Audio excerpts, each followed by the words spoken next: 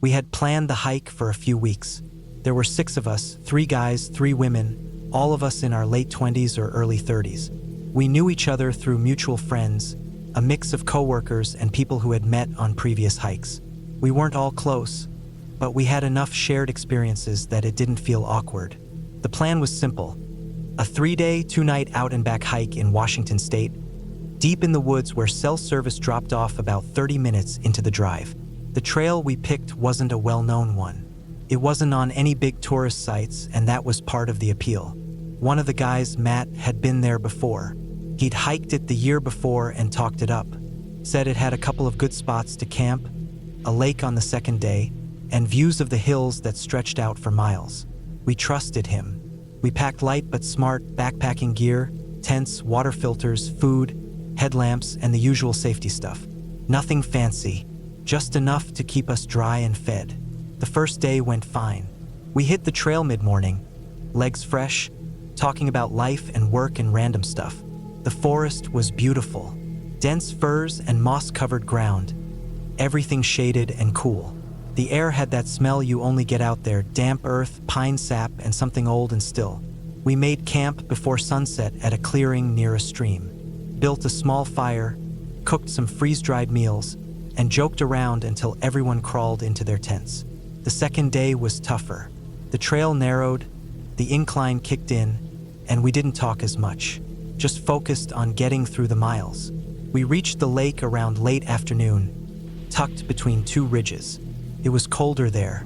The wind came off the water and carried a chill through camp. But the place was perfect.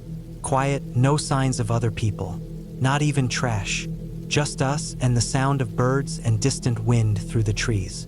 That night, we set up a better fire. Bigger. Someone brought a flask and passed it around. We cooked again, ate slowly, and talked about the stars, the silence, and how different it all felt compared to the city. Around 10, one by one, everyone started peeling off to their tents. I stayed up a bit longer, staring at the fire and letting my eyes adjust to the dark. I liked how the shadows danced in the trees. The woods can feel both huge and small at night, like you're trapped in something endless.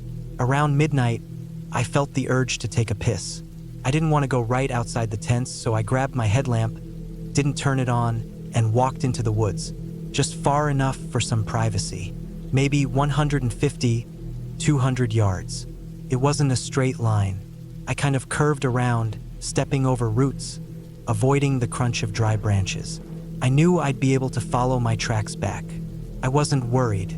The forest was dark but not pitch black. There was a half moon above the trees, and I could make out shapes well enough. I found a good spot, did my business, zipped up, and turned to go back. That's when I realized I couldn't see the fire anymore. I looked in the direction I thought camp was, but nothing stood out. No orange glow, no flicker between the trees, no voices. I waited for a second, thinking maybe I'd gone farther than I thought. I turned on my headlamp and swept it around. Tree trunks, underbrush, a few broken branches from where I'd walked through, but nothing that told me where I was. Then I heard it. Footsteps.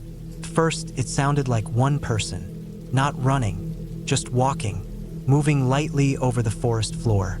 Leaves and twigs crunching just enough to hear, but not enough to give away a direction. I stood still. I figured maybe someone else had woken up and wandered out like I did. Maybe they saw my light.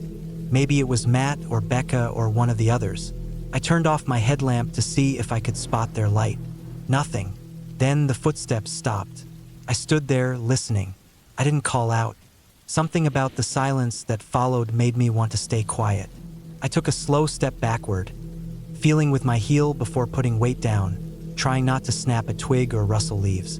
I turned a little, trying to orient myself, but everything looked the same. Trees, brush, dirt, no landmarks. I figured I'd wait a few seconds and try to listen for camp. That's when I heard my name. First, it was soft, like someone trying not to be too loud, just a little louder than a whisper. Then again, a little closer. It was my name, but not quite right. The tone was off. The rhythm was wrong. It was like when you hear your own voice on a recording, familiar but hollow. It didn't sound like anyone specific, just off. It came from the direction I'd heard the footsteps. Then I heard it again, from a different direction. Same voice, same wrong tone, like someone trying to sound like they knew me. I crouched down, just dropped low and turned off my light. I didn't move. My heart was pounding. Every part of my body told me not to answer, not to move, just stay still. Then I saw it. Something moved low to the ground, between two trees. It wasn't walking upright. It was crawling fast, too fast, like someone on their hands and knees who didn't care about making noise. I couldn't see its shape clearly, just the motion, a blur between trunks, then stillness, then again moving sideways. I don't know how far away it was, maybe 30, 40 feet, but it was quiet when it moved, like it was used to it. I kept still. My breathing was short. I wanted to run, but I didn't know where to go. Couldn't see camp. I didn't know if whatever I saw had seen me, so I stayed crouched, one hand on the ground, the other on my headlamp with my thumb hovering over the switch. Stayed quiet after that. Minutes passed, maybe longer. I lost track of time. My legs started cramping. My back ached, but I didn't move. I listened to every sound, every shift in the wind, every creak of a tree, and every once in a while, I'd hear it, my name, from somewhere nearby. Always that same voice, not loud, not urgent, just saying it like it was trying to lure me out. At some point, I stopped hearing anything. The woods got cold. My fingers were numb. My knees throbbed. I wanted to cry but held it in. I didn't even blink for long stretches. I just stayed low, staring at the same patch of ground. When the sky finally started to lighten, it was barely noticeable. Just a faint blue above the trees. The moon had set. I slowly stood up, legs shaking, and looked around. No movement, no sounds. The thing, or whatever it was gone. I turned my headlamp on and started retracing my steps. Not fast, just careful, looking for broken twigs, disturbed moss, marks in the dirt. I'd made a curved path and I had to double back a few times when I lost it. I didn't call out. I didn't want to risk it still being out there. Eventually, I saw the edge of camp. The fire was out. The tents were still zipped up. Everything looked normal. I walked in like nothing had happened, got into my tent, and zipped it up. My hands were trembling so bad I had to steady them against my knees. I laid down and closed my eyes. I didn't sleep, but I kept still. When everyone started waking up, I unzipped my tent and joined them like nothing was off. They were making coffee, packing up gear, talking about the hike back. No one mentioned anything strange. No one said they'd heard me leave. I asked Matt if he'd been up during the night. He said no. Same with the others. I didn't bring it up. We hiked out that day. The trail felt different. I kept glancing into the woods. Every shadow felt closer than it should be. Every snapping branch made me jump. I kept checking behind us. No one noticed. Or maybe they did and just didn't say anything. When we got back to our cars, we all said goodbye and promised to keep in touch. I drove home in silence. Didn't turn on the radio. Didn't stop until I got back to my apartment. I took a hot shower, lay on the couch, and stared at the ceiling until it got dark again. I didn't sleep that night either. In the weeks after, I tried to make sense of it. Thought maybe I'd imagined it. Maybe I'd wandered farther than I thought, panicked when I couldn't find my way back, and hallucinated the voice. But that thing crawling through the trees, that wasn't in my head. That wasn't a dream. I've seen people crawl before. That wasn't normal movement. That was something else. I've gone hiking since then, but never alone, and never off trail. I keep thinking about how no one saw me leave. No one noticed I was gone all night. They thought I was in my tent, which means if I hadn't made it back, maybe they wouldn't have noticed at all.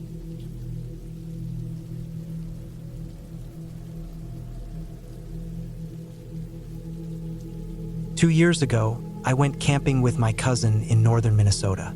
We wanted to get away for a while, really unplug. Life had been busy, and this trip felt like a way to hit reset.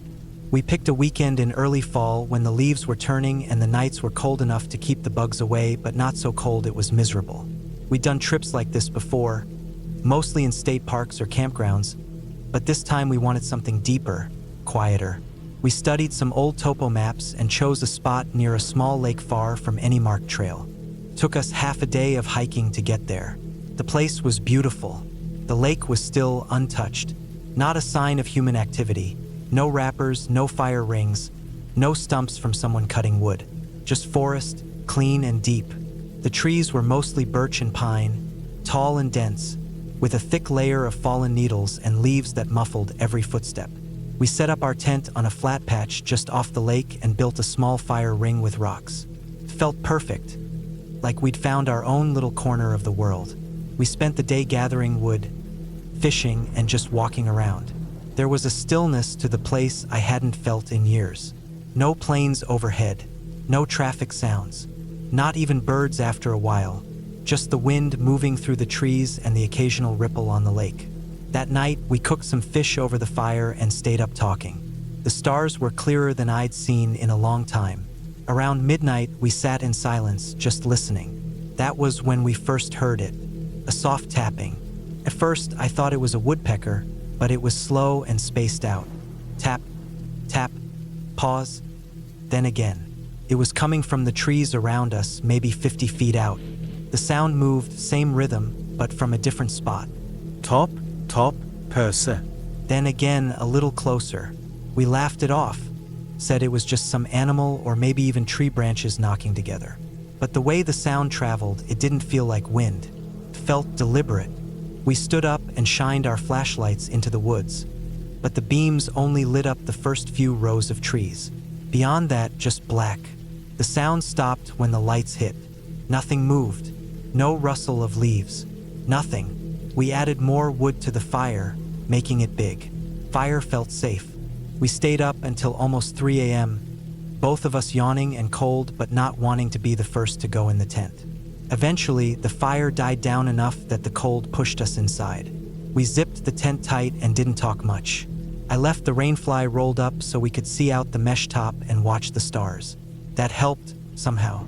Then, maybe 30 minutes after we laid down, I heard it again. Top, top, perse. It was behind the tent. Not far, maybe 10 feet. My cousin was awake too. I could feel her freeze next to me. We didn't say anything, just listened. Another tap, closer this time. Then silence. I laid there, counting heartbeats. I don't know how long we stayed like that. Eventually, I must have fallen asleep. I don't remember when, just that the tapping didn't come back. We woke up early, chilled from the damp cold that seeps in right before dawn. The fire pit was dead, and the forest was quiet. Too quiet. We walked around the tent to stretch our legs and saw them. Footprints. Human. Bare feet. They circled the tent once, maybe twice. Clear toes in the dirt. Not big, maybe a size 10, but wide. The feet weren't dirty like you'd expect if someone had been barefoot in the woods for days. Just bare. I remember crouching down, looking at them, trying to convince myself they were ours. But we'd worn boots, and the prints were too clean, too crisp. You could see the arch, the ball of the foot. We looked around for more, but they ended near a tree and just stopped.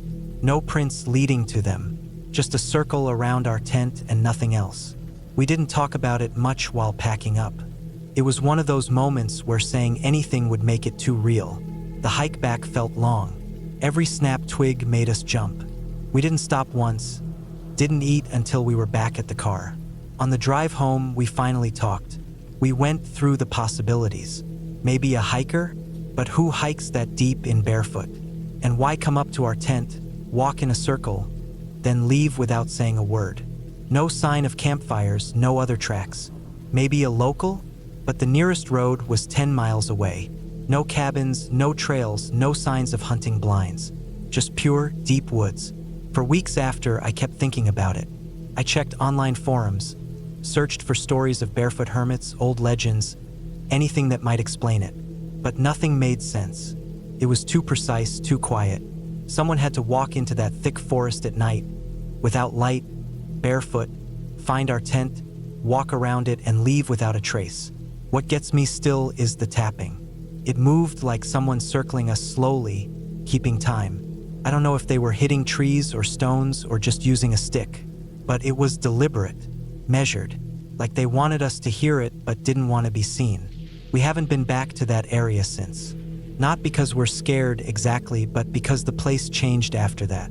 It wasn't the quiet retreat we thought it was. Something else was out there. Something that knew the forest better than we ever could. I still think about that night. I think about those prints. I think about the fact that they ended without a trail. No tracks leading away. Just a circle around the tent and then nothing. I've camped since then, but never that far out. Now I stay close to trails, to other people. I carry a headlamp in my pocket, even in the daytime. And I don't sleep through the night anymore when I'm out in the woods. I listen, and sometimes, when it's quiet enough, I think I hear that tapping again. Not close, not real, just in memory. But I remember how it felt.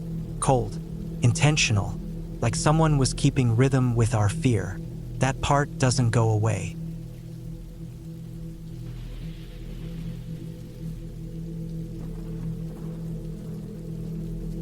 I was out in the Appalachians for what was supposed to be a calm weekend loop hike. I'd planned it for a while, nothing too crazy, just a 25-mile circuit over 2.5 days. Enough to clear my head and get some time away from people. I started early on a Friday morning. The trailhead was empty except for one other car, probably someone doing a longer section. Weather was decent, partly cloudy, maybe mid-60s. The forecast didn't call for rain, and I was packed light. A single-person tent, sleeping bag, freeze-dried meals, water filter, and a small emergency kit. Day 1 went by without any trouble. I followed the loop as planned, made good time through a few gentle climbs and descents. The woods felt typical for the Appalachians, old growth with that mix of soft earth and exposed roots.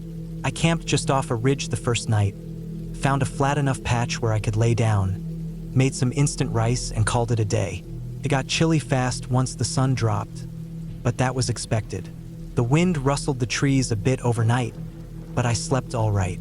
The next day, I broke camp around 8 a.m. and kept heading east along the loop. About 3 hours into the hike, I came to what looked like a fork in the trail.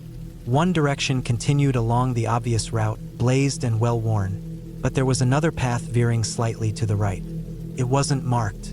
No blazes on the trees, no signs, but it didn't look brand new either. Looked like a footpath, maybe an old logging route. There were even a few boot prints. I thought it might be a shortcut or a side trail that reconnected later. I'd seen a few like that before, unofficial paths made by hunters or locals. I figured I'd take it. It was heading in the general direction I wanted to go, and I had GPS, a compass, and a paper map just in case. Worst case, I backtrack. So I stepped off the main trail and followed it. At first, the path was clear enough. Narrow but not overgrown. The leaves on the ground had been walked on recently. Some crushed down, twigs snapped. I didn't feel anything strange yet, just the usual silence of the deep woods. No highway noise, no planes, just wind in the canopy and the occasional bird call. The trail dropped into a shallow hollow, then started climbing again. The further I went, the more the forest changed. It got darker, not because of the weather. There were still gaps in the clouds, but the trees were denser here, taller, and the underbrush started to choke the path. Still, I pushed forward.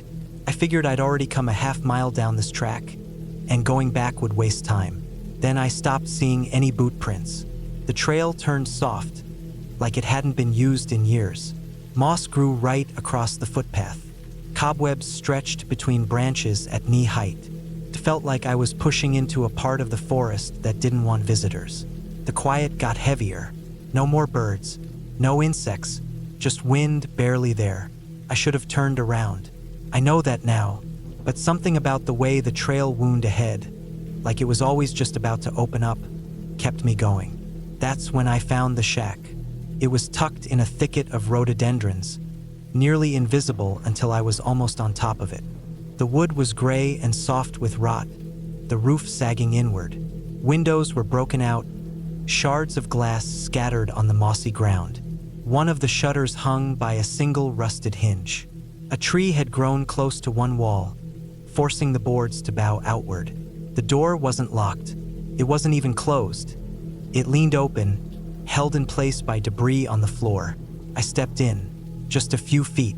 I had my hiking pole in one hand, a flashlight in the other.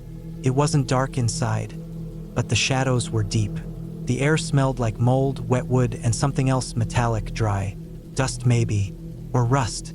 Inside, there was almost nothing, just a single wooden chair facing the doorway, and a fireplace filled with ash and bone. The bones were long, some curled, some cracked. I didn't get close enough to tell what kind. I didn't touch anything. I didn't sit. I just stood there for maybe 20 seconds, then stepped back out into the trees. My chest was tight, and I was breathing like I just run up a hill. I kept walking, faster now. The trail, if you could even call it that anymore, kept going, winding downhill, and I followed it without thinking. I wasn't sure if it would reconnect with the main trail, but I didn't want to backtrack past that shack. Eventually, the trees thinned a little and I found a clearing. Not a proper campsite, but flat enough, and I was running out of daylight. I didn't want to keep walking with night coming on. I pitched my tent, boiled water for a quick meal, and forced myself to eat. My nerves were shot. I'd felt uneasy in the woods before. Bad weather, close bear encounters, but this was different. The kind of feeling that creeps in from the back of your brain and settles behind your ribs. I didn't build a fire. I just sat in the tent trying to calm down, listening, but there was nothing to hear. No owls, no leaves rustling, just complete silence, like a vacuum had swallowed up the forest. Even my own movements sounded muffled. That's what finally made me realize I was holding my breath over and over and barely exhaling. I laid down eventually, but I didn't sleep. I just stared at the roof of the tent, waiting for something to happen, waiting for movement outside or a sound. And sure enough, sometime past midnight, I don't know exactly when, I heard the bell. Just one ring. It wasn't close, maybe a couple 100 feet away, but it wasn't a cowbell or a wind chime.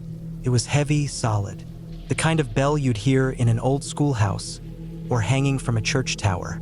It rang once, clear, sharp, then nothing. I sat up, heart pounding, and didn't move again.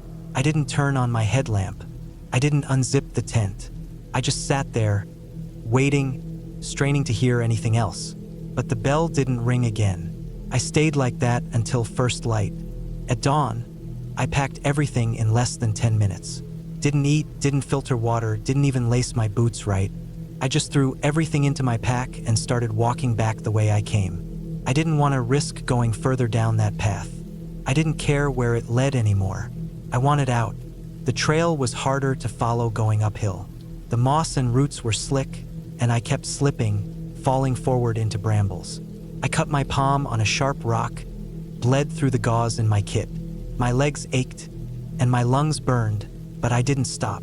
When I finally reached the fork where I'd left the marked trail, I almost cried.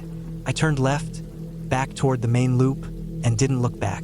That night, I stayed in a proper campsite.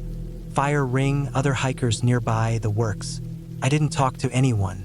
I just sat near the fire and stared into it, my whole body sore. When I got back home a day later, I opened up my GPS track and loaded it into a mapping app.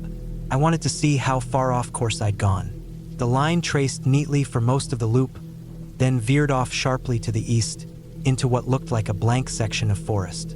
I pulled up topo maps, satellite imagery, even LiDAR overlays from a Forest Service database. There was nothing there. No trail, no old roads, not even a clear break in the canopy. The section I walked didn't exist on any of the maps I checked. Not recent ones, not old ones. I zoomed in on the point where I found the shack. There was no clearing, no signs of a structure, just solid tree cover. Same with the place I camped. The clearing I remembered was just part of the tree line. As far as any record showed, that stretch of forest was untouched. I've done plenty of backpacking since then, but I've never gone back to that part of the Appalachians. I still don't know what I found out there. I don't try to explain it anymore. I don't tell people what I think it was, because I don't know. It wasn't ghosts or demons or anything supernatural. I didn't see anything. I didn't hear voices, but something was wrong out there. Wrong in a way that doesn't need a name. Sometimes places just feel bad. And when they do, you leave. I was lucky enough to get out. That's all that matters.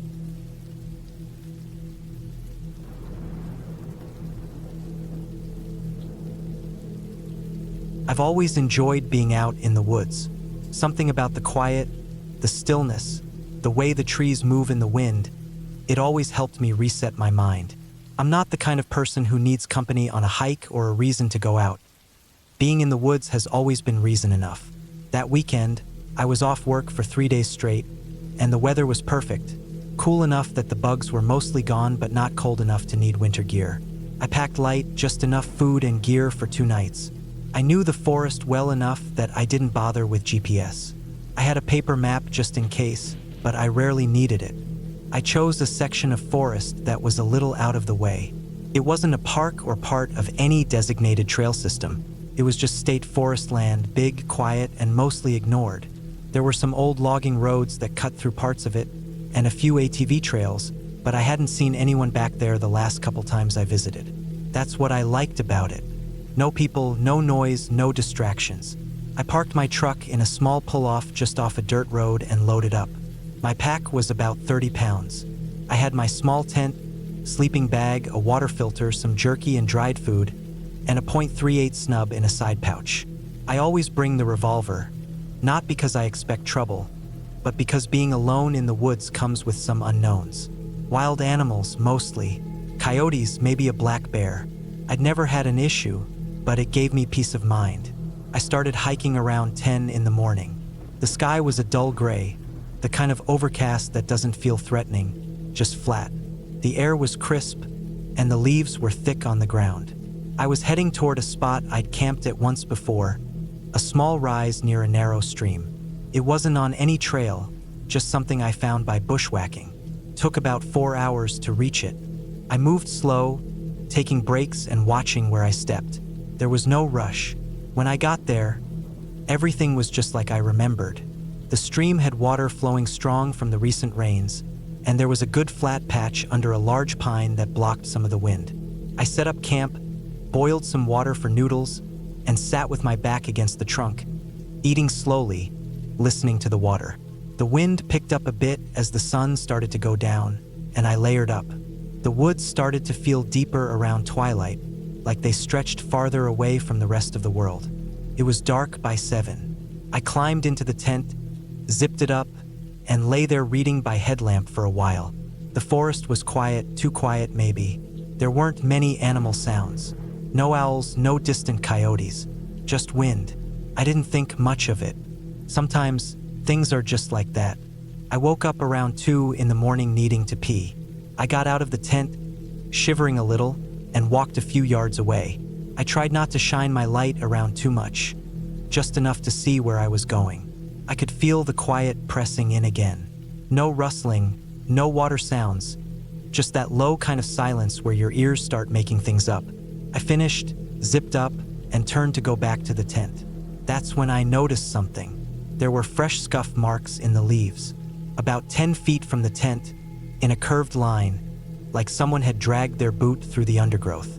I froze for a moment, staring at it. I knew it hadn't been there before. I'm careful with my camp area, and I hadn't seen anything like that when I set up. I took a few cautious steps over.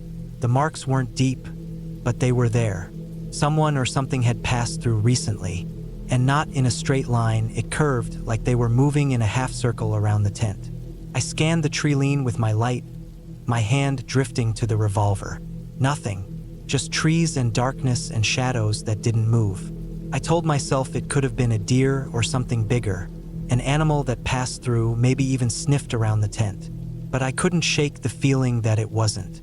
I didn't sleep much the rest of that night. I kept my boots on and the revolver in my sleeping bag.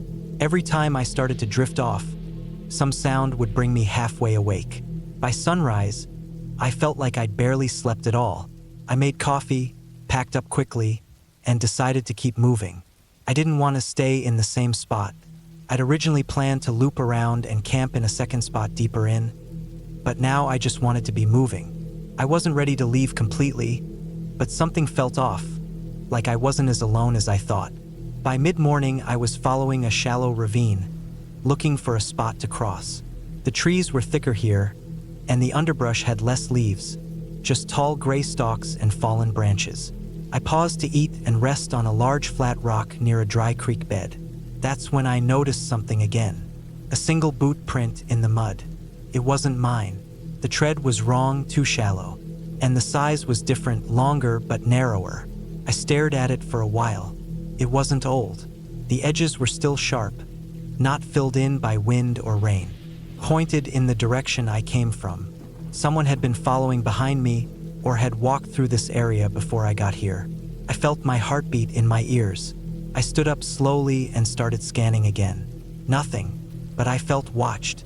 That kind of creeping sensation between your shoulder blades. I didn't see any more prints, but I wasn't exactly eager to hang around and look. I packed up and moved on, staying off any open ground. I tried to walk quieter than usual, checking behind me more often than I want to admit. By afternoon, I reached a rocky clearing that I remembered from the last trip. It had a decent view of the valley and some large boulders you could sit on. I hiked to the far side of it and sat for a bit, trying to calm down. My mind was running through possibilities. A hunter? Unlikely. Season wasn't open and I hadn't seen any sign of hunting camps. Poacher? Maybe. But even then, they'd probably avoid people, not follow them. It didn't make sense. I drank water and kept an eye on the tree line. The forest wrapped around the clearing in a half circle.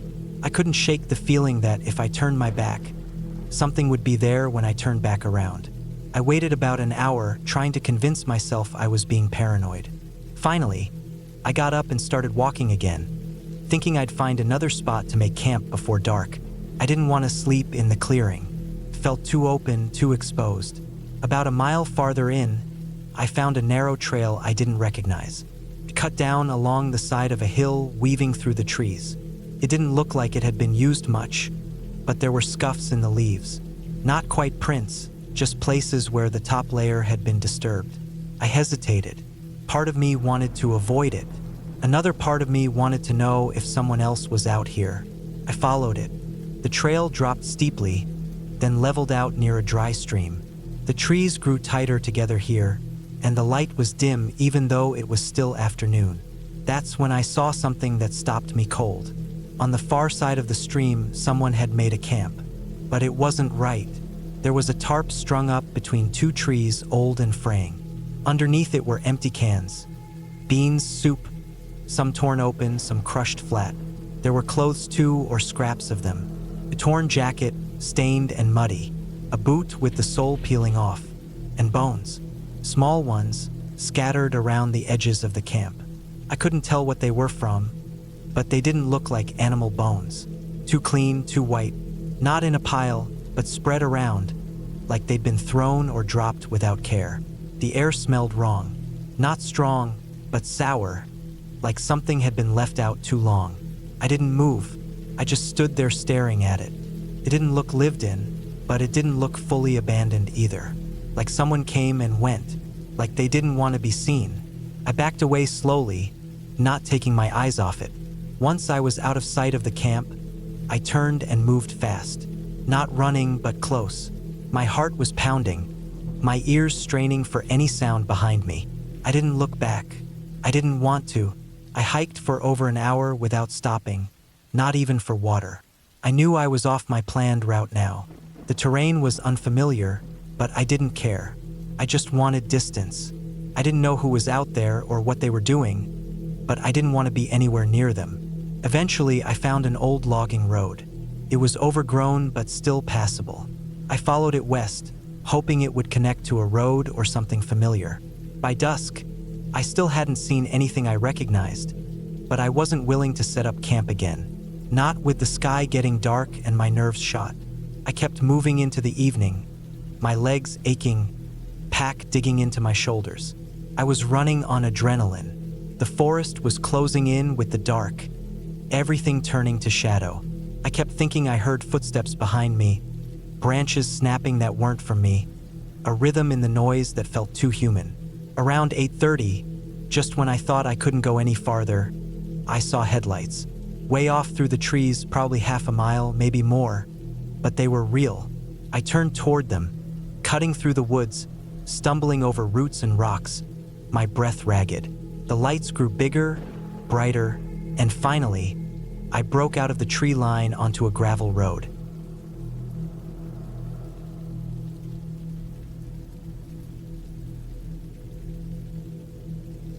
The air was thick and heavy as I stepped into the deep woods that late afternoon. The kind of place where the trees grow so close together the sunlight barely touches the forest floor. The ground was damp from a recent rain, making the leaves and pine needles squish beneath my boots with every step. I'd been out here a few times before, but never alone this deep, never this far from the trailhead where the map ended and the wild began for real. The woods had that smell, the mix of wet earth, moss, and decaying leaves. It's a smell you don't forget, the smell of quiet things living, growing, dying. The branches overhead twisted in strange shapes, some heavy with thick vines that dangled like ropes. I kept my eyes forward, focusing on the faint trail marked by broken twigs and flattened grass. But the path was more suggestion than clear route. It was easy to lose, easy to step off and wander into the shadows where the trees crowded in too tight. I was carrying a small backpack, water, some granola bars, a first aid kit, and a flashlight I hoped wouldn't be needed until much later. The sun was already dipping low, but I figured I had at least 2, maybe 3 hours of daylight if I pushed it. I wanted to reach the old logging road that showed up on the map about 5 miles in, a place I'd never been but had heard about. The road was supposed to run through the heart of the forest, and from there I could either circle back or follow it out if I got tired. The first couple of hours were quiet except for the sounds of the woods themselves. Birds called here and there, mostly crows and woodpeckers, and every so often the rustle of a small animal scrambling through the underbrush. The deeper I went, the thicker the forest became. The trees towered like pillars, some gnarled and bent with age, others smooth and straight. The ground was uneven, with roots like giant snakes crawling across my path, forcing me to step carefully. After a while, the sun had dipped further, casting the forest in a dim orange glow. The temperature dropped just enough to make my jacket feel a little tight around my shoulders. I paused to take a drink from my water bottle, leaning against a moss-covered tree. The bark was rough and cool to the touch. Looking up, I could barely make out the sky through the thick canopy.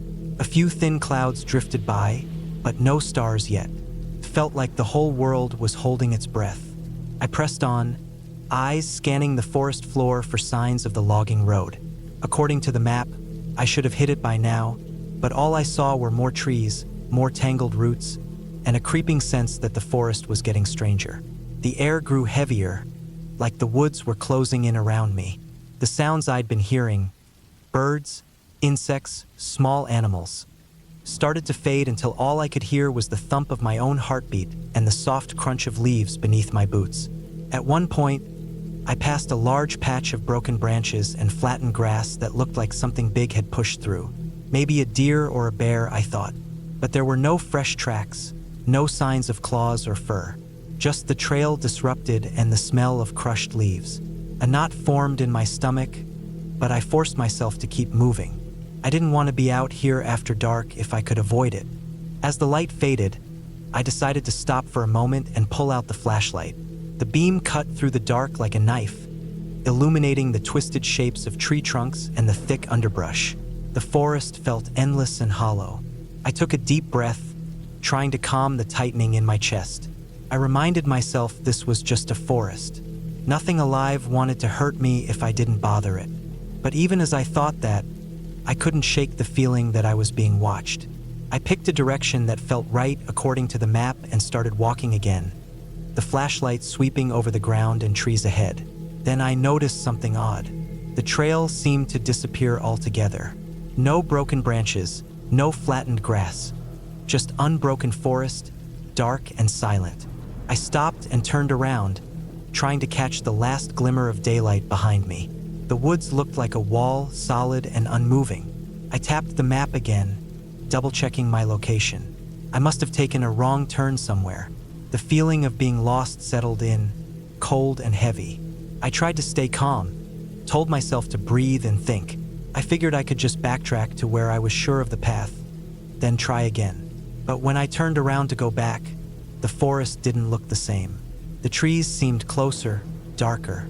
Shadows stretched longer, and the quiet was different, almost too quiet, like the woods were holding something back.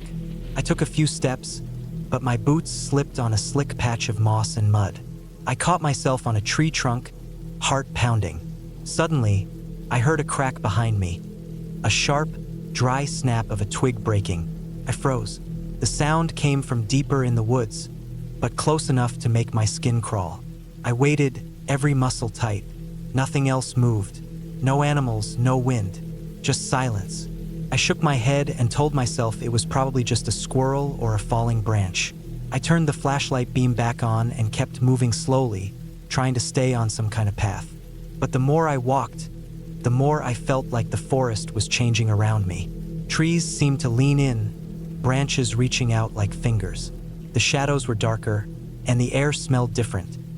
Less of moss and dirt, more like something damp and sour, like rotten wood or wet animal.